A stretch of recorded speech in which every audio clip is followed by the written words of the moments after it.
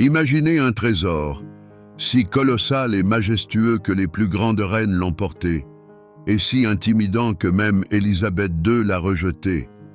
Oui, vous avez bien entendu. Durant ses 70 ans de règne, Élisabeth II n'a jamais arboré la plus grande des diadèmes de sa collection. Pourquoi donc? Quel secret cachait-elle? Qu'est-ce qui l'effrayait à ce point? Et surtout, pourquoi a-t-elle transmis ce trésor encombrant à celle que beaucoup ont si longtemps tenue à l'écart, Camilla? Sa seule apparition ornée de cette diadème est considérée comme la plus retentissante déclaration politique de l'histoire récente de la monarchie. Ce n'était pas un simple événement mondain, c'était un signe secret, un coup décisif dans la partie pour le trône, un message destiné à tout changer, absolument tout.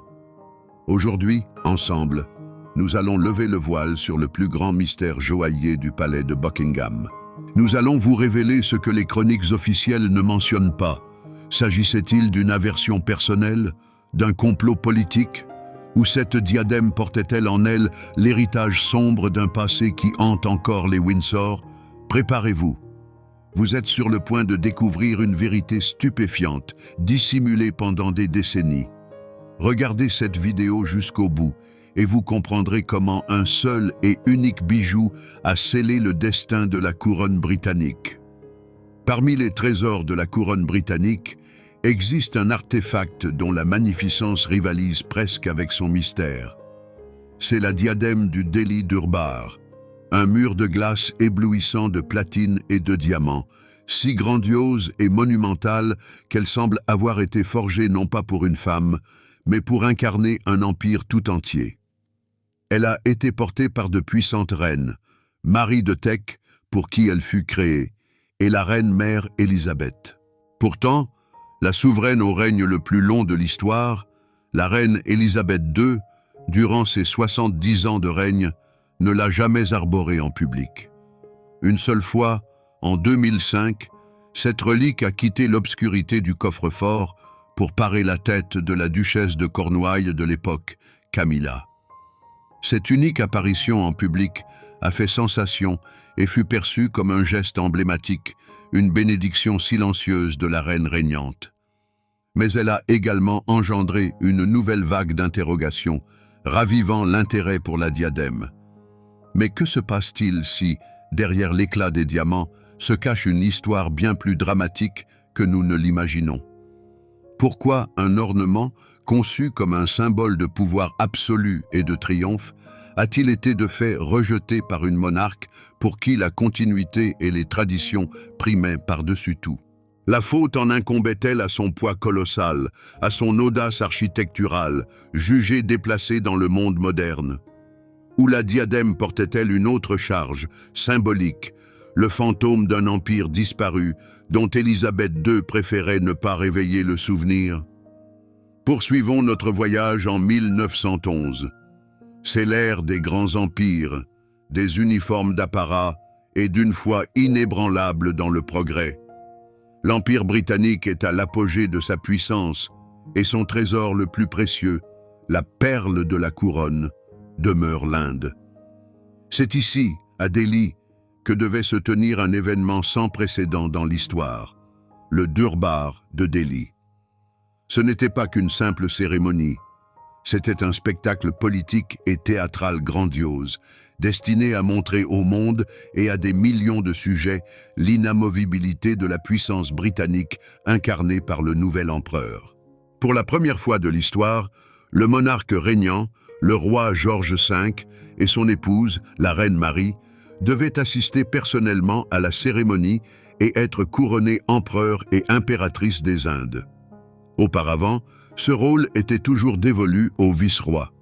Une visite aussi sans précédent exigeait une magnificence à la hauteur. Cependant, une barrière infranchissable, de nature juridique et mystique, se dressait. Selon une ancienne loi, les joyaux de la couronne britannique, incluant la couronne de Saint-Édouard et la couronne de l'Empire britannique, ne pouvaient quitter les frontières du Royaume-Uni. La reine Marie prit alors l'initiative. Elle n'était pas femme à laisser des subtilités protocolaires assombrir le principal événement du règne de son mari. Si les anciennes couronnes ne pouvaient être apportées en Inde, il fallait en créer de nouvelles. Cette décision n'était pas seulement pratique, elle était aussi profondément symbolique. Marie comprenait que les bijoux n'étaient pas de simples accessoires, mais un langage de pouvoir, intelligible sans traducteur en tout point du globe. Pour mener à bien cette commande d'envergure colossale, fut choisie la maison de joaillerie dont le nom était déjà synonyme de faste royale, Garrard. Joailliers officiels de la couronne depuis 1843, les maîtres artisans de Garrard saisissaient mieux que quiconque les exigences de la monarchie.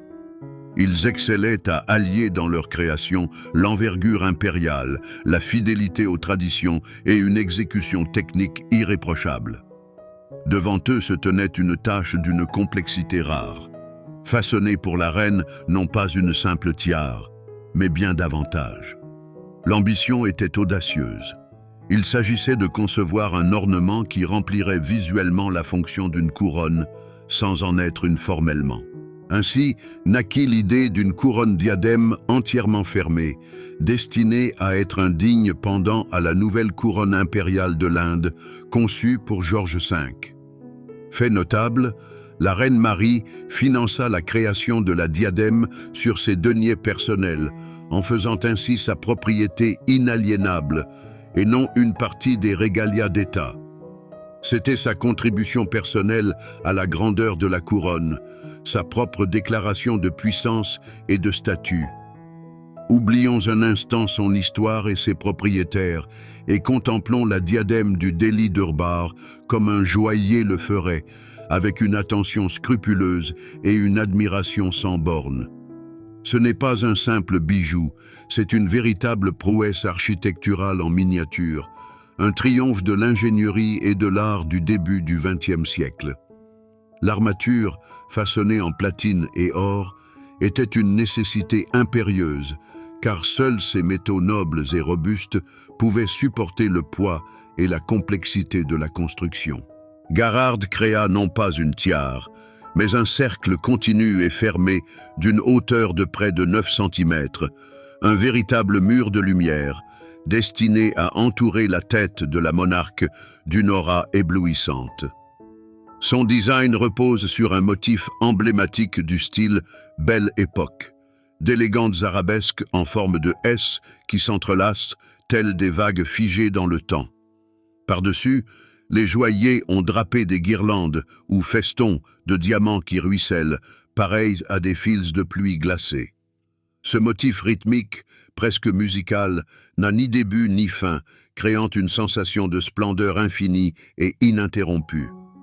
Chaque élément fut méticuleusement conçu pour capter et refléter la lumière au maximum, transformant la porteuse de la diadème en une source de rayonnement vivante. Mais pour donner vie à une œuvre aussi grandiose, il faut parfois consentir à des sacrifices.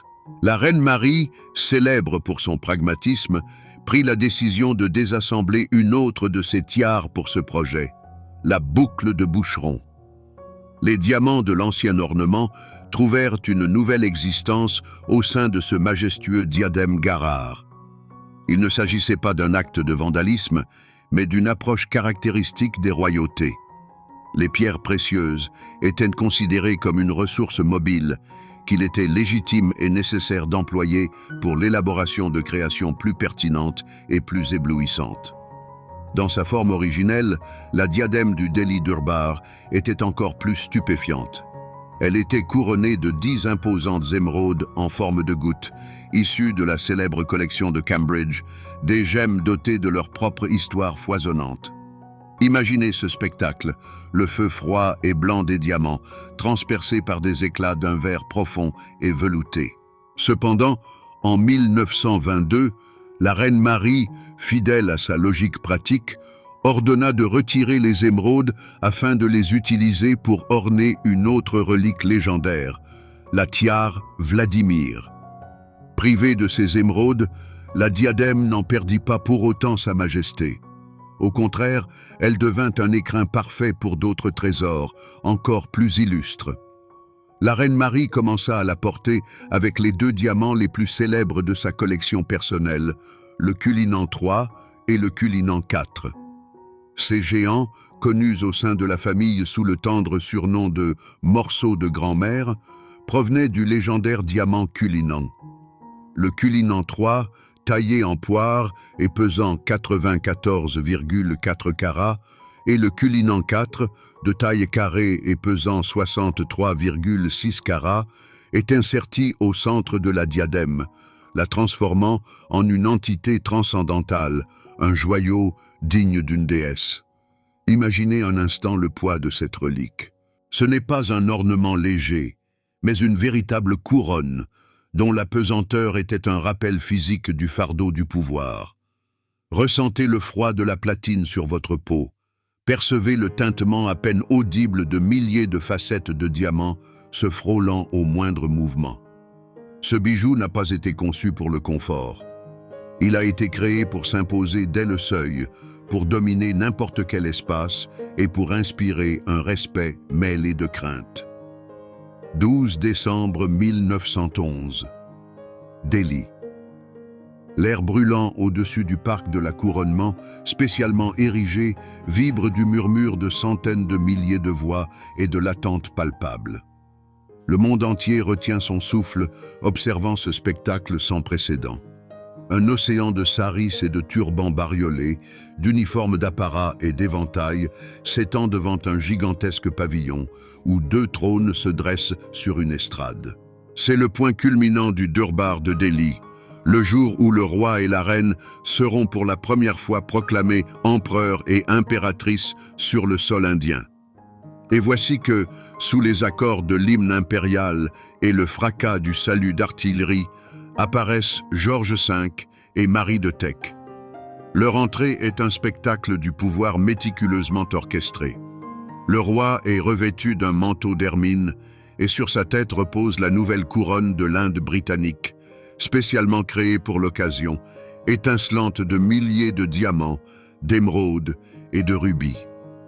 Mais les regards de beaucoup sont rivés sur son épouse, la reine Marie. Alors qu'elle monte lentement et majestueusement sur son trône, les rayons du soleil frappent son diadème et un soupir d'émerveillement parcourt la foule. Le monde découvre pour la première fois la diadème du Delhi Durbar dans toute sa splendeur. Ce jour-là, elle se présentait dans sa version originelle, la plus puissante, couronnée de 10 grandes émeraudes de Cambridge. Sur une robe blanche et sous le soleil ardent de l'Inde, la couronne de diamants aux étincelles vertes semblait éthérée, comme forgée de glace et de flammes. Ce n'était pas qu'une tiare. C'était une couronne à tous égards, sauf le nom, la réponse parfaite à une interdiction légale. L'effet fut exactement celui escompté par la reine. Les Maharajas indiens présents à la cérémonie, dont les propres trésoreries regorgeaient de gemmes légendaires, furent stupéfaits.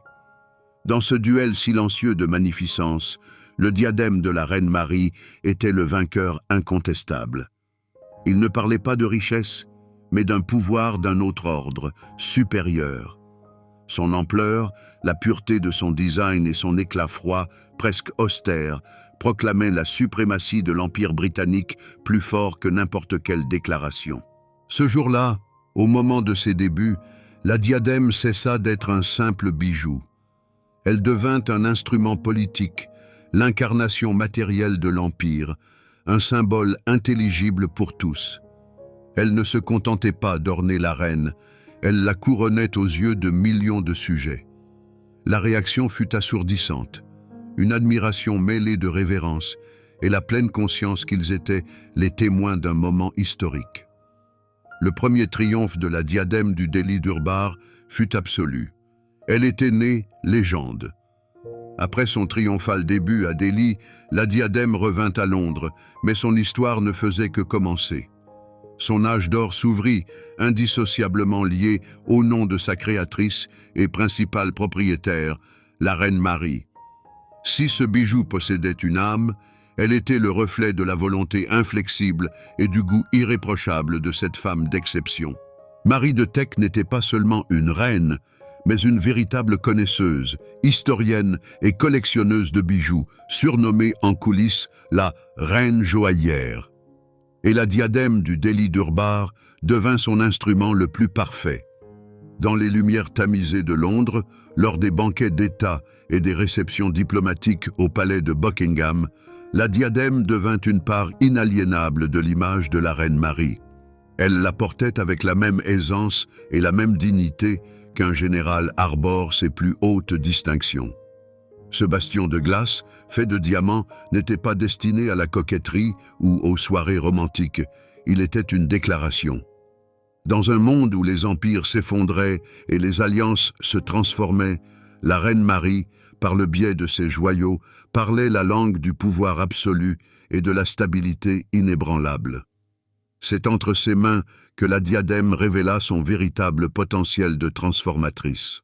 La reine Marie ne considérait pas ses trésors comme des pièces de musée figées.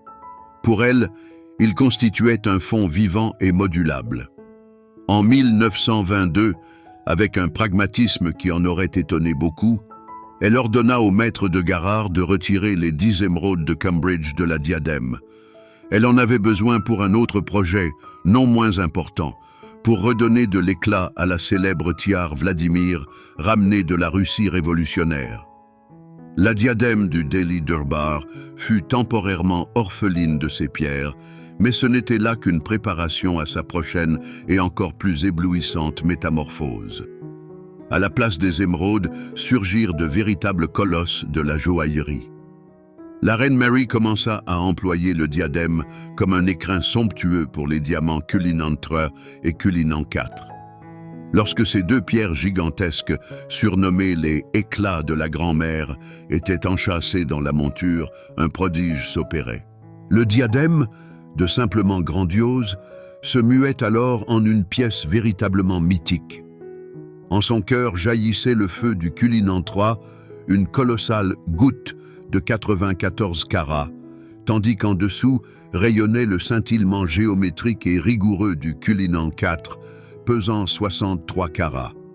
Nulle autre femme au monde n'aurait pu s'afficher dans une telle splendeur. Ainsi, le diadème devint la signature emblématique de la reine Mary.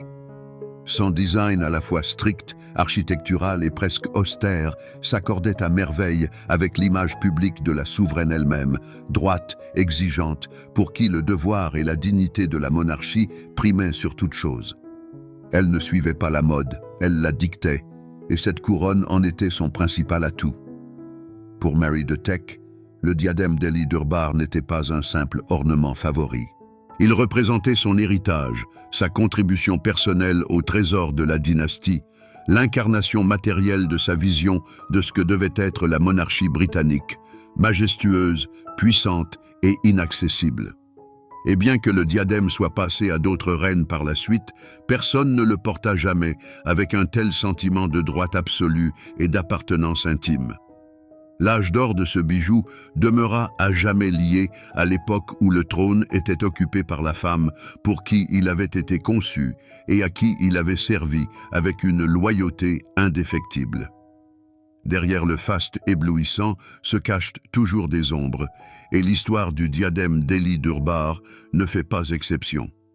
Bien que le bijou lui-même n'ait jamais été impliqué dans de retentissants scandales criminels, son destin est moins enveloppé de mystères que de silences éloquents et de guerres protocolaires officieuses. Le plus grand mystère ne concerne pas tant celle qui l'a porté que celle qui a refusé de le faire. Lorsqu'en 1946, la reine Mary transmit le diadème à sa belle-fille, la reine Élisabeth, future reine-mère, ce fut un geste d'approbation et de continuité. Élisabeth Bowes-Lyon, avec son charme et sa capacité à établir le contact avec le peuple, était l'exact opposé de la rigoureuse Mary de Teck. Et elle accepta ce présent. En 1947, durant la célèbre tournée royale en Afrique du Sud, la reine Élisabeth apparut coiffée du diadème Delhi Durbar. Ce fut un geste politique majeur, une démonstration de l'unité et de la puissance de l'Empire dans un monde d'après-guerre.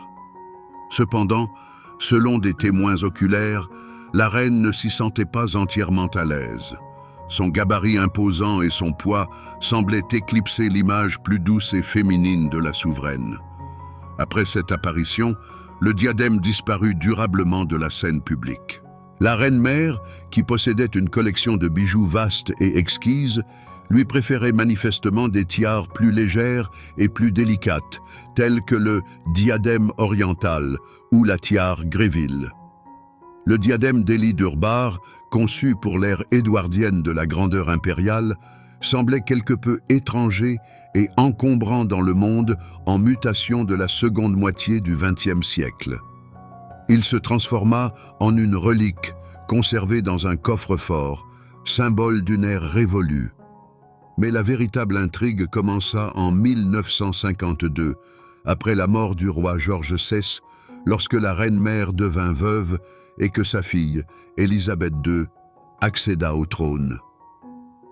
Le diadème d'Élie-Durbar passa automatiquement dans la collection personnelle de la nouvelle monarque, et c'est là que réside le plus grand intérêt. En 70 ans de règne, la reine Élisabeth II, femme qui porta les couronnes les plus lourdes et les tiares les plus célèbres du monde, ne coiffa jamais cette grandiose création de Garrard. Pourquoi? Cette question a engendré de multiples rumeurs et théories. La version la plus prosaïque affirme que le diadème était simplement trop lourd et inconfortable.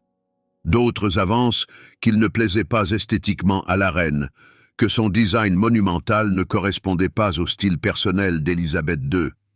Mais il existe aussi une version plus profonde, d'ordre politique. Le diadème d'Élie-Durbar n'était pas un simple ornement, mais un symbole de l'Inde britannique, un emblème du règne impérial dont Élisabeth II s'est si délicatement et constamment distancée tout au long de son règne, transformant l'Empire en un Commonwealth des nations.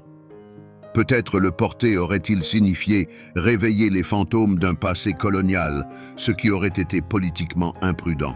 Ainsi, le plus grand diadème de la collection royale est également devenu le plus incommode sur le plan symbolique.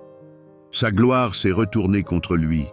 Il était trop étroitement lié à un événement historique précis et à une idéologie qui avaient perdu de leur pertinence. Ce diadème est un témoin silencieux de la mutation de l'essence même de la monarchie britannique. Il avait été créé pour une impératrice, tandis qu'Élisabeth II était la reine du Commonwealth. Et ce refus tacite de le porter est plus éloquent que toutes les déclarations. Le décès de la reine-mère en 2002, à l'âge de 101 ans, ne marqua pas seulement le départ d'un membre de la famille royale, mais la fin symbolique de toute une ère. Avec elle s'est évanoui le dernier lien vivant avec l'époque de la grandeur impériale, avec un monde pour lequel le diadème d'Élie-Durbar avait été créé. Après son décès, conformément à son testament, tous ses bijoux personnels, y compris la légendaire couronne, sont devenus la propriété de sa fille, la reine Élisabeth II. Le diadème, qui avait sommeillé des décennies dans le silence des réserves de Clarence House, la résidence de la reine-mère, changea de nouveau de propriétaire. Il retourna dans le trésor principal de la monarchie, au palais de Buckingham. Mais son destin demeurait incertain. Il était évident que la souveraine en titre, comme auparavant, n'avait aucune intention de le porter. Le bijou semblait voué à un oubli éternel, transformé de symbole de pouvoir en une silencieuse pièce de musée, accessible uniquement au regard des conservateurs et des historiens. Durant cette période, le diadème mena sa vie dans l'ombre. Les experts en joaillerie s'en souvenaient. Il était mentionné dans les ouvrages sur l'histoire des joyaux royaux, mais pour le grand public, il semblait avoir cessé d'exister. Son heure, pensait-on, était irrémédiablement passée. L'époque des tiares monumentales, presque architecturales, symbolisant l'ampleur impériale, avait cédé la place à celle d'une élégance plus mesurée et contemporaine. Le diadème d'Élie-Durbar paraissait un dinosaure magnifique, mais désespérément désuet dans un monde où la monarchie aspirait à se montrer plus proche et accessible. Cependant, en 2005, Un événement bouleversa la société britannique et modifia le destin de bien des choses, y compris celui du diadème ancestral. Le prince Charles, héritier du trône, épousa son amour de longue date, Camilla Parker Bowles. Ce mariage, conclu après des décennies de scandales et de tragédies, fut loin d'être unanimement accepté. Camilla, qui reçut le titre de duchesse de Cornouailles, se retrouva dans une position des plus délicates. Elle devait gagner le respect de la nation qui conservait encore la mémoire de la princesse Diana. C'est à cet instant tendu, alors que chaque pas et chaque geste de la nouvelle duchesse étaient examinés à la loupe, que la reine Élisabeth II prit une décision que beaucoup interprétèrent comme un acte de sagesse politique suprême et de soutien personnel. Elle transmit le diadème d'Élie d'Urbar à Camilla sous forme de prêt à long terme.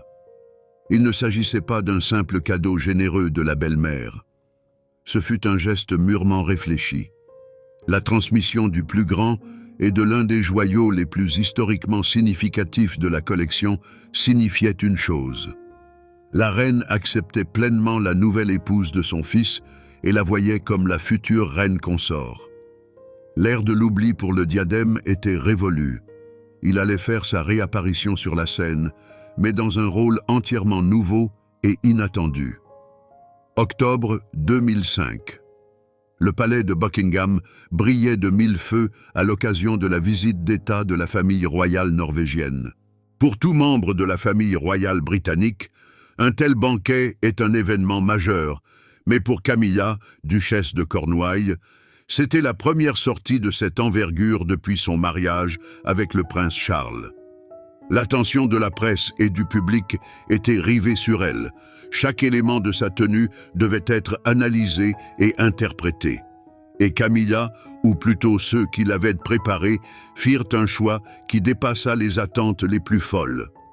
Lorsque les portes de la salle de bal s'ouvrirent et que la duchesse apparut devant les invités, un silence momentané s'installa dans la pièce, suivi d'un murmure. Sur sa tête ne trônait pas une modeste tiare de débutante, ni l'un des joyaux secondaires de la famille. C'était elle, la colossale, l'infailliblement reconnaissable diadème d'Élie d'Urbar. L'effet fut comparable à celui d'une bombe. Pour la première fois depuis plus d'un demi-siècle, le plus grand diadème de la couronne faisait son retour sur la scène mondiale. Cette apparition ne fut pas qu'une simple démonstration de goût personnel, mais un acte politique minutieusement orchestré, une directive silencieuse mais d'une clarté absolue émanant de la souveraine elle-même. En prêtant à Camilla non pas une simple tiare, mais précisément ce diadème, le plus grand et le plus chargé d'histoire, Élisabeth II envoyait un signal d'une puissance inouïe à la société. C'était un véritable mandat royal, une onction publique. Le message était clair. La duchesse de Cornouailles est un membre à part entière et de haut rang de la famille. Elle est digne de porter les trésors qu'ont portés les reines avant elle. Une transformation stupéfiante du symbolisme s'opéra. Si en 1911, sur la reine Mary à Delhi, le diadème était un emblème de conquête et de domination impériale, en 2005, sur Camilla à Londres, il devint un instrument de réconciliation et de légitimation. Son éclat ne visait pas des sujets lointains, mais l'intérieur même, la société britannique. Ce joyau, né pour affirmer l'autorité sur l'Inde, fut utilisé pour asseoir le statut d'une future reine consort aux yeux des Britanniques. Cette unique apparition publique éleva la valeur du diadème à une hauteur nouvelle, inaccessible. À son coût historique, celui des diamants, du travail de Garrard, de sa provenance de la reine Mary, vint s'ajouter un chapitre inestimable. Il devint un artefact clé dans la résolution de l'un des drames personnels les plus complexes de l'histoire moderne de la monarchie britannique. Le retour triomphal du diadème sur le devant de la scène marqua sa seconde naissance, lui conférant le statut non plus d'une simple relique, mais d'un acteur actif de l'histoire. Depuis lors, Camilla n'a plus jamais porté ce bijou monumental. Peut-être avait-il accompli sa mission ce soir-là. Une seule fois aura suffi pour dire tout ce qui devait être dit. Le diadème retourna dans l'ombre, mais non plus comme un fantôme oublié du passé, mais comme un vainqueur dont la tâche fut accomplie avec une perfection absolue. Alors, où se trouve aujourd'hui ce trésor légendaire? Après son unique mais retentissante apparition publique en 2005, le diadème Delhi Durbar est retourné dans les réserves du palais de Buckingham. Il fait toujours partie de la collection de bijoux personnels qui, après le décès de la reine Élisabeth II, fut transmise en héritage à son fils, le roi Charles III. Formellement, sa gardienne et gestionnaire est aujourd'hui la reine consort Camilla, la femme même qui l'a fait ressurgir de l'oubli. Cependant, son statut actuel diffère radicalement de celui d'il y a 100 ans. Le diadème Delhi Durbar est passé définitivement de la catégorie des parures personnelles, fussent-elles royales, à celle d'artefacts historiques inestimables. Ce n'est plus un simple accessoire pour banquet d'État. C'est un témoin matériel du passage des époques, des intrigues politiques et des drames personnels de la monarchie britannique. Chacun de ces diamants, chaque courbe de platine porte désormais le poids non seulement des carats, mais aussi de décennies d'histoire.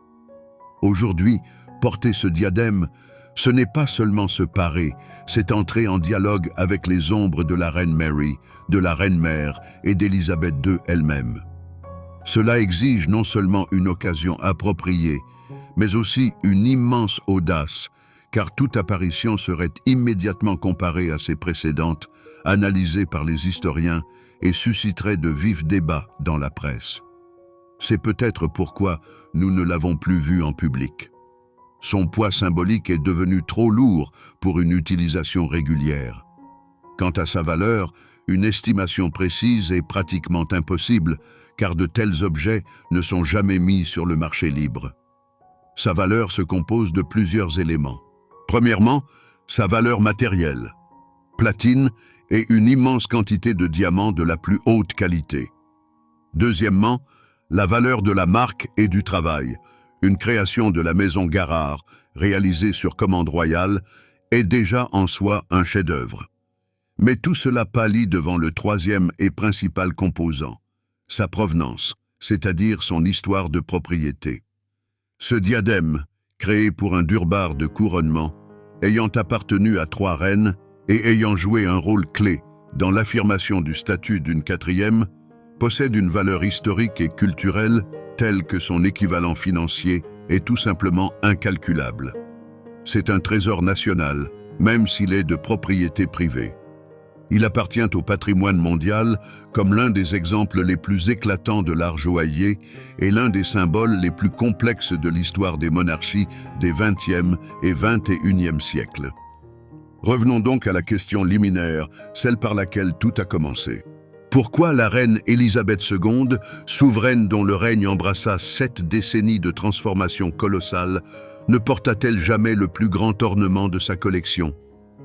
La réponse, à l'image du diadème lui-même, est aussi complexe que nuancée. Il ne s'agit pas uniquement de son poids imposant ou de son design jugé désuet par certains. Il est question de son âme, de son code symbolique. Le diadème de Delhi Durbar naquit comme l'apothéose de l'Empire, et Élisabeth II fut celle qui, avec la plus grande habileté et délicatesse, en opéra le démantèlement, le métamorphosant en un Commonwealth des nations. Arborir cette couronne aurait signifié aller à contre-courant de sa propre histoire, endosser un rôle qu'elle avait délibérément choisi de rejeter. Telle est la conclusion majeure de notre enquête. Le diadème de Delhi Durbar n'est pas qu'une simple parure. C'est l'incarnation physique des passions humaines, des ambitions impériales et d'un calcul politique subtil. Il débuta son parcours comme un instrument de pouvoir retentissant aux mains de la reine Mary, affirmant sa suprématie sur la scène mondiale. Puis il devint un spectre silencieux dans le coffre d'Élisabeth II, un reproche muet à une époque révolue.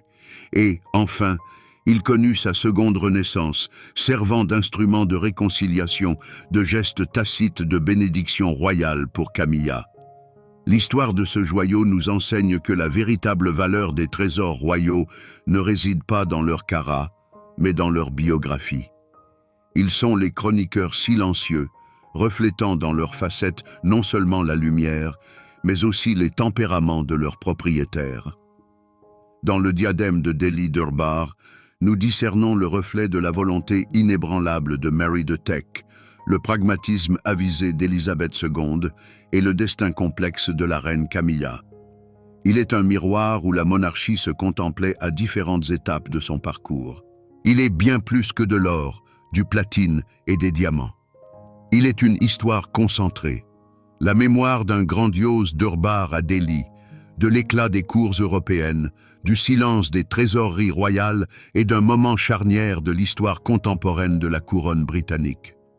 Ce joyau a été témoin de plus d'événements que quiconque d'entre nous ne pourrait l'imaginer, et il a gardé plus de secrets qu'aucun livre.